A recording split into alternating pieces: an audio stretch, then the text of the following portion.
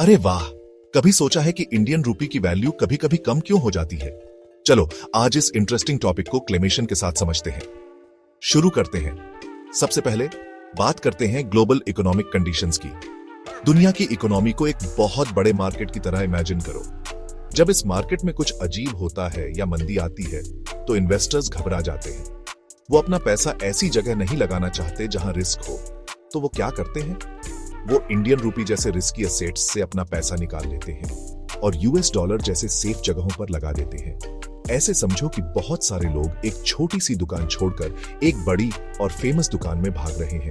जब रूपी की डिमांड कम होती है तो उसकी वैल्यू भी कम हो जाती है। अब बात करते हैं इन्फ्लेशन की।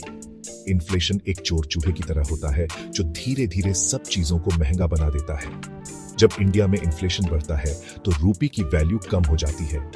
मान लो पिछले साल आपको 10 रुपए में एक चॉकलेट मिलती थी, लेकिन इस साल वही चॉकलेट 12 रुपए की हो गई। ये इन्फ्लेशन का कमाल है।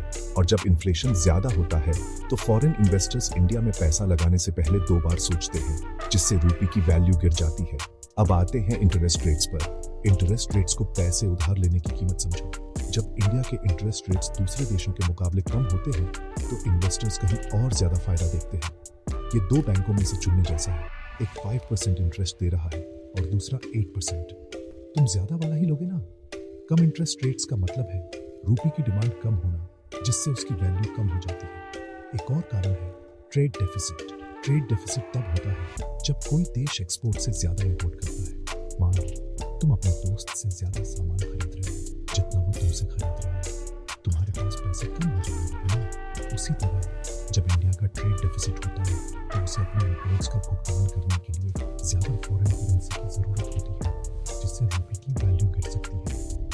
आखिर में जो पॉलिटिकल टेंशंस भी एक रोल निभाते हैं।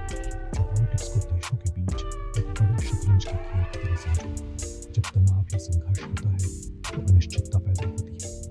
इन्वेस्टर्स को अनिश्चितता पसंद नहीं होती, वो रूपी से अपना निवेश निकाल लेते हैं, जिससे यह गिर जाता है। तो ये कुछ मुख्य कारण हैं जिनकी वजह से इंडियन रूपी गिर सकता है। Global economic conditions, inflation, interest rates, trade deficit,